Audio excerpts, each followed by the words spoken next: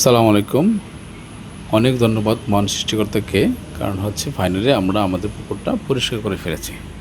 কী অবস্থা ছিল পুকুরটা, কানায় কানায় কচুরিপানা ভরা ছিল। সেই পুকুরটা পরিষ্কার করে এখন এই পর্যায়ে আনা হয়েছে। যেহেতু আমার পুকুরটা বেশ অনেক দিন যাবৎ পতিত ছিল, অর্থাৎ কোনো মাছ চাষ করা হয়নি, তো এখন আমরা যেহেতু মাছ চাষ করব তার জন্য আমাকে প্রথমে চুন প্রয়োগ করতে হবে।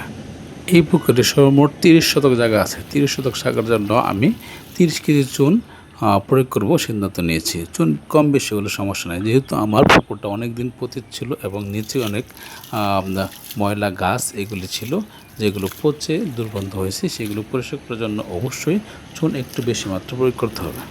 কাজে আমি 30 কেজি চুন 2টি বস্তায় ভাগ করে গত রাতেই কিন্তু আমি পুকুরের পানিতে ভিজিয়ে রাখছি এবং আজ সকালে সেটি পাতিলে করে পানি মিশ্রিত করে এভাবে ছিটিয়ে দিচ্ছি, যাতে করে সমস্ত দিকের বা সমস্ত পুকুরের পানিতে এই মিশ্রণটা ছড়ায় থাকে।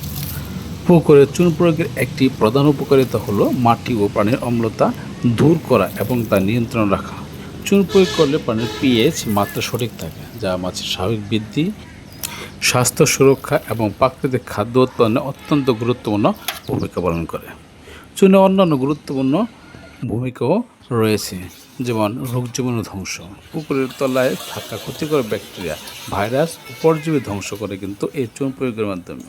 পানি যে ঘোলা থাকে ওই ঘোলা পানি পরিষ্কার করার জন্য এবং পরিবেশ স্বাস্থ্যকর রাখতেও চুন অপরিহার্য।